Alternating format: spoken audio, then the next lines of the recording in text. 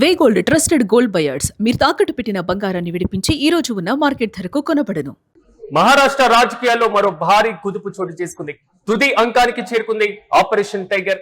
ఉద్ధవ్ ఠాక్రే నేతృత్వంలోని శివసేన యూబీటీని టార్గెట్ చేశారు షిండే వర్గం. ఉద్ధవ్ సేనకు చెందినటువంటి 9 మంది లోక్సభ ఎంపీల్లో 6 పార్టీకి గుడ్ బై చెప్పేటువంటి యోచనలో కనబడుతున్నారు. మాజీ ముఖ్యమంత్రి ఏకనాథ్ షిండే వర్గంలోనికి 6 ఎంపీలు వెళ్లబోతున్నారు. అయితే ఉద్ధవ్ ఠాక్రే నివాసమైనటువంటి మాతోశ్రీలో అత్యవసరంగా సమావేశం నిర్వహించారు. ఈ సమావేశానికి 9 మంది ఎంపీల్లో కేవలం 4 మాత్రమే హాజరయ్యారు. ఒక్కో ఎంపీకి 15 కోట్ల చొప్పున ఆఫర్ అంటూ కూడా రౌత్ సంచలన ఆరోపణలు చేసినటువంటి వైన మనం చూస్తున్నాం. ఉద్ధవ్ ఠాక్రే నివాసమైనటువంటి మాతోశ్రీలో అత్యవసరంగా పార్టీకి సంబంధించినటువంటి ఎంపీలతో సమావేశం నిర్వహించారు. అయితే ఈ సమావేశానికి కొంతమంది ఎంపీలు దూరంగా ఉన్నటువంటి నేపథ్యంలో మీరు ఈ సమావేశానికి వచ్చి పార్టీ పరంగా మీకున్నటువంటి విధేయతను నిబద్ధతను చాటుకోవాలంటూ కూడా ఉద్ధవ్ ఠాక్రే ఇప్పటికే కోరినట్లుగా తెలుస్తుంది. కానీ పార్టీ సమావేశానికి దూరంగా ఉన్నటువంటి ఎంపీలతో ఉద్ధవ్ కు ఒక బలమైనటువంటి సంకేతం వెళ్ళిపోయింది. వీరు పార్టీని వీడబోతున్నారు.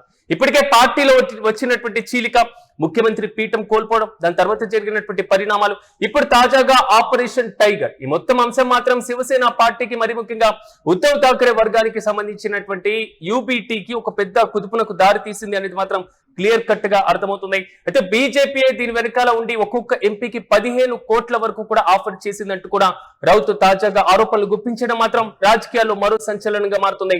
లోక్సభకు సంబంధించినటువంటి 9 మంది ఎంపీలు ఈ విధంగా పార్టీ సమావేశానికి దూరం అవడం మాత్రమే కాదు, మెజార్టీ ఎంపీలందరూ కూడా పార్టీకి దూరం కాబోతున్నారు.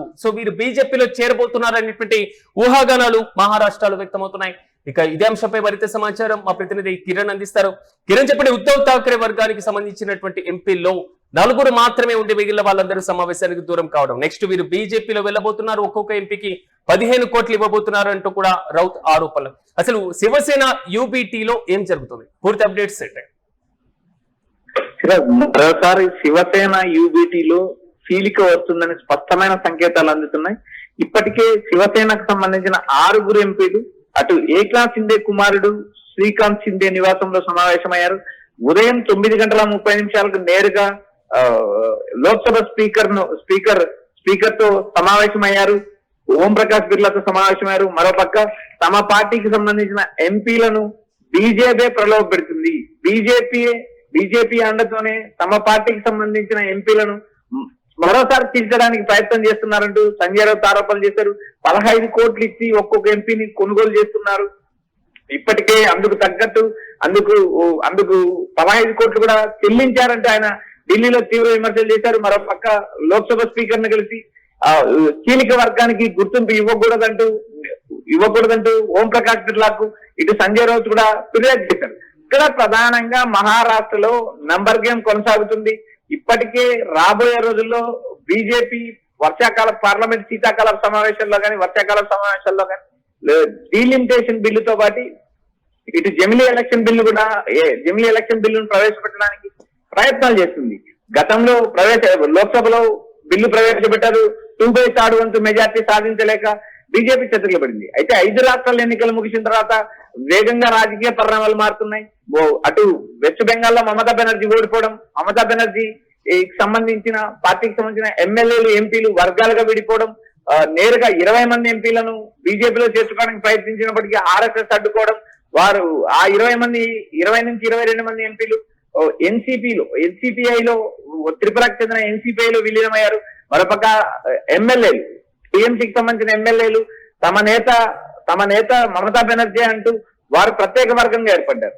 ఇలాంటి పరిస్థితుల్లో రాబోయే రోజుల్లో డీలిమిటేషన్ బిల్లు, ఇటు జమిలీ ఎలక్షన్ బిల్లు, 2 బిల్లులు పార్లమెంట్ లో ఆమోదించుకోవడానికి బీజేపీ వ్యూహాలు సిద్ధం చేస్తుంది. ఇప్పటికే దేశంలో పలు ప్రాంతీయ పార్టీల మనుగడ కష్టమవుతుంది. ప్రాంతీయ పార్టీలను ఎందుకంటే మీరన్నట్లుగా టీఎంసీ నుంచి వెళ్ళినటువంటి ఎంపీలు, ఆమ్ ఆద్మీ పార్టీ నుంచి వెళ్ళిపోయినటువంటి ఎంపీలు మొత్తం మాత్రం బీజేపీకి నెక్స్ట్ అంటే పార్లమెంట్ లో కీలకమైనటువంటి బిల్లులు ఆమోదానికి ఉపయోగకరంగా ఉంటే అసలు శివసేనలో ఉన్నటువంటి ఈ యూబీటీ పరిస్థితి మళ్ళీ ఏం కావచ్చు? గతంలో జరిగినటువంటి చీలికతోనే పార్టీ గుర్తుపైన కీలక వివాదం ఇంకా కొనసాగుతూనే ఉంది. తాజా చీలికతో ఎలాంటి పరిణామాలు ఉండేటువంటి అవకాశం ఉండొచ్చు? ఇక్కడ ప్రధానంగా బీజేపీ ఆయా రాష్ట్రాల్లో ప్రాంతీయ పార్టీలను నిర్వీర్యం చేయడానికి దేశవ్యాప్తంగా ప్రయత్నాలు చేస్తాయి. ఇప్పటికే బీజేపీతో జతకట్టిన జతకట్టిన చాలా పార్టీలు నిర్వీర్యమయ్యాయి. పంజాబ్ లో అకాలీదళ్ కావచ్చు, కర్ణాటకలో జేడీయూ కావచ్చు, ఇలా వరుసగా చెప్పుకుంటూ పోతే ఆయా రాష్ట్రాల్లో బీజేపీ చేసే రాజకీయానికి ప్రాంతీయ పార్టీలు తునాతునకమైన పరిస్థితి ఉంది. ప్రస్తుతానికి మనం మహారాష్ట్ర రాజకీయాలే చూసేప్పుడు శివసేనలో చీలిక వర్గం తెచ్చారు, అటు శరద్ పవార్ వర్గంలో చీలిక తెచ్చారు. ఆ రెండు వర్గాలను చీల్చి బీజేపీకి అనుకూలంగా మార్చుకున్న పరిస్థితి. ఒక వర్గం ఇండియా కూటమిలో ఉంటే మరొక వర్గం బీజేపీలో ఉంది. ఇక్కడ ప్రధానంగా బీజేపీలో ఉన్న షిండే వర్గం నేరుగా 6 మంది ఎంపీలను ఆకర్షించారు. 6 మంది ఎంపీలు కూడా శివసేనలో ప్రత్యేక వర్గంగా గుర్తించాలంటూ స్పీకర్ కు లేఖ ఇచ్చారు. అయితే ఈ స్పీకర్ రెండు వర్గాలతో మాట్లాడిన తర్వాత నిర్ణయం తీసుకుంటా అని చెప్పడం జరిగింది. అయితే ఇక్కడ ప్రధానంగా రాబోయే రోజుల్లో డీలిమిటేషన్ బిల్లు ఆమోదం పొందడానికి మరియు జమిలీ ఎన్నికల బిల్లు ఆమోదం పొందడానికే బీజేపీ పక్కా స్కెచ్ చేస్తుంది. ఈ షిండే వెనుక బీజేపీ ఉందనేది అందరికీ తెలిసిన విషయమే. ఎందుకంటే ఇప్పటికే బీజేపీ మద్దతుతో షిండే ఆ పార్టీని ఇచ్చారు. గతంలో ముఖ్యమంత్రిగా ఎన్నికయ్యారు. నేరుగా ముఖ్యమంత్రిగా షిండే ఉన్నప్పుడే ఎన్నికలకు వెళ్ళారు. ఎన్నికల్లో విజయం సాధించిన తర్వాత బీజేపీ షిండేకి షాక్ ఇచ్చింది. నేరుగా బీజేపీ నుంచి ముఖ్యమంత్రిని చేసిన పరిస్థితి ఉంది. ఇలాంటి పరిస్థితిలో బీజేపీ చేసే రాజకీయం, బీజేపీ చేసే వ్యూహాలు రాబోయే రోజుల్లో ప్రాంతీయ పార్టీల మనుగడకే కష్టమయ్యే పరిస్థితులు ఏర్పడుతున్నాయి. రాబోయే డీలిమిటేషన్ బిల్లు కానీ, రాబోయే జమిలీ ఎన్నికల బిల్లు కానీ, ఈ రెండు బిల్లులను ఆమోదించడానికి మరిన్ని పార్టీలను చీల్చే అవకాశం ఉంది. ఇప్పటికే శివసేన యూబీటీ అంతర్గత కలహాలు ఒక పక్క అయితే చీలిక వర్గం మరొక వైపు, ఇలా వరుసగా పార్టీకి ఎదురు దెబ్బలు తగులుతున్నాయి. మరోసారి 6 మంది ఎంపీలు ఉన్న 9 మంది ఎంపీల్లో 6 ఎంపీలు అంటే ఆల్రెడీ ప్రీవియస్ లో ఇలాంటి మెజార్టీ వల్లే చట్టసభలో చీలిక వచ్చేసింది. ఇప్పుడు ఉద్ధవ్ చెప్తున్నారు వీటిని ప్రత్యేకంగా గుర్తించాల్సినటువంటి అవసరం లేదని. ఉన్నటువంటి వాళ్ళలో మెజార్టీ వర్గం వెళ్ళిపోయింది కాబట్టి ఉద్ధవ్ కు అనుకూలమైనటువంటి తీర్పు వచ్చేటువంటి అవకాశం ఉంటుందా స్పీకర్ దగ్గర? ఇక్కడ టీఎంసీ వ్యవహారం కావచ్చు, ఉద్ధవ్ వ్యవహారం కావచ్చు, రాబోయే రోజుల్లో రెండు వర్గాలను ఇప్పటికే స్పీకర్ స్పష్టమైన సందేశం ఇచ్చారు.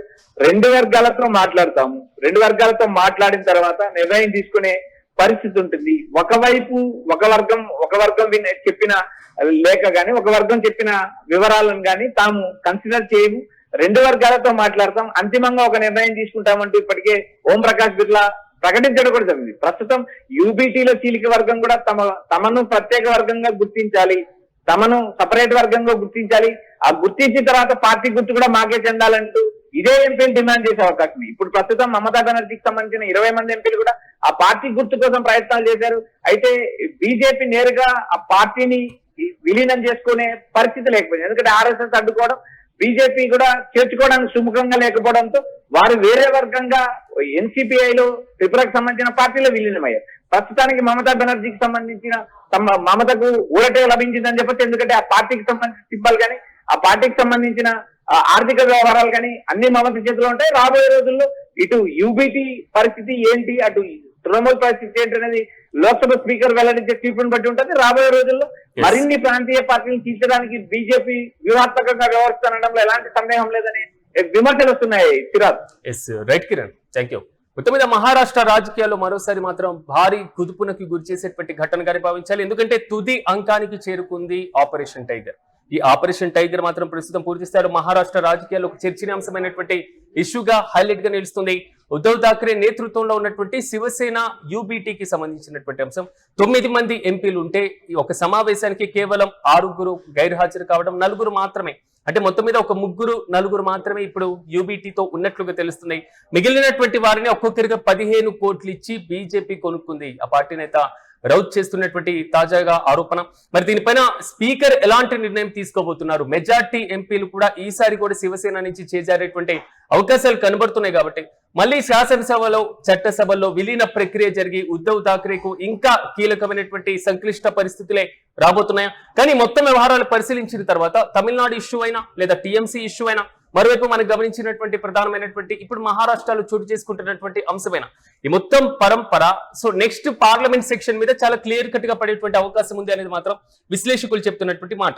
ఆమ్ ఆద్మీ పార్టీ నుంచి మెజార్టీ ఎంపీలు రావడం, ఇప్పుడు శివసేన యూబీటీకి సంబంధించినటువంటి ఎంపీల చేరిక, మరోవైపు టీఎంసీలో ఉన్నటువంటి ఎంపీలు బీజేపీలో చేరిక లేదా ప్రత్యక్షంగా పరోక్షంగా కీలకమైనటువంటి బిల్లులకు ఆమోదం తెలిపేటువంటి ప్రక్రియకు సహకరించడం. ఇప్పుడు నెక్స్ట్ పార్లమెంట్ సెక్షన్ లో బీజేపీ పెట్టేటువంటి delimitation bill, one nation one election బిల్లుకు ఈ చేరికలన్నీ కూడా క్లియర్ కట్ గా ఒక మార్గాన్ని క్లియర్ కట్ చేస్తున్నాయి.